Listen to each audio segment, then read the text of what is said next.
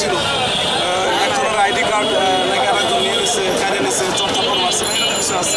তাদের যোগাযোগ করে তাদের যার যার কলেজে চলে যায়। আর এইখানে যেন রাস্তাঘাটে আর যেন কোনো ধাওয়া পাল্টাতার ঘটনা না ঘটে, আমরাও মোটামুটি কঠোর অবস্থানে আছি। এখন পর্যন্ত এখন এই মুহূর্তে মোটামুটি যান চলাচল চলতেছে, মোটামুটি স্বাভাবিক আছে, কোনো আপাতত কোনো ঝামেলা নাই। আমরা দেখি ওই কলেজের কর্তৃপক্ষ যারা আছে প্রিন্সিপালের সাথে কথা বলবো।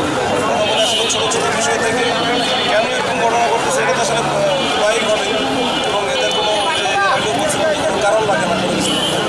এখন এইটা কীভাবে সমাধান করা যায় আগে আমরা সবাইকে নিয়ে বসেছিলাম, এখন আবারও প্রয়োজন আবারও বসতে হবে। বসে এটা আসলে ভিতরে মানে একেবারে পুরাই একটু হাত দিত দেখে আমরা একটু কাজ করি।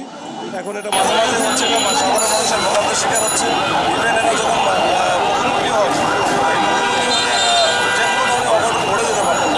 এই অঘটন যেন না ঘটে সেই জন্যই আমাদের আজকের অবস্থা এবং আমরা এটা পার্মানেন্ট একটা সলিউশন চাই যে দুই পক্ষে এই যে মাঝে মাঝে চলছে তারা দুইটাই কলেজ এবং এই হচ্ছে সুনামধন্য কলেজ।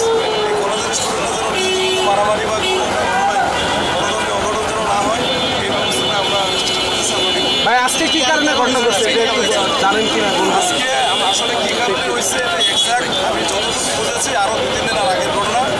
উদ্ভাস কোচিং সেন্টার পরে উভয় কলেজের স্টুডেন্টরা হয়তো বা কোচিং করে ওইখানে কোনো একটা বিষয় নিয়ে তাদের মধ্যে হয়তো ঝামেলা ছিল। একজনের আইডি কার্ড নাকি আরেকজন নিয়ে নিচ্ছে, কাজে নিচ্ছে, চর্চাপর মারছে, এরকম কিছু আছে। এইটা আসলে যারা ওইখানে ছিল এরা ছাড়া আসলে আমরা বলতে পারবো না, ওদের কাছ থেকে শুনতো যে এইরকম একটা ঘটনা থেকে কিন্তু জানায় যে গতকাল পরশুদের মনে একটু উত্তেজনা ছিল। আমরা মনে করছিলাম ওইখানে শেষ, কিন্তু আজকে দেখে নতুন এখন আমরা শুনেছি যে আহত হয়েছে, এখন যারা আহত হয়েছে তারা হসপিটালে আছে। এখন পরবর্তীতে আমরা দেখবো আসলে এখানে কী অবস্থা আছে। কোন হসপিটালে আছে? বেশি বড় না, মোটামুটি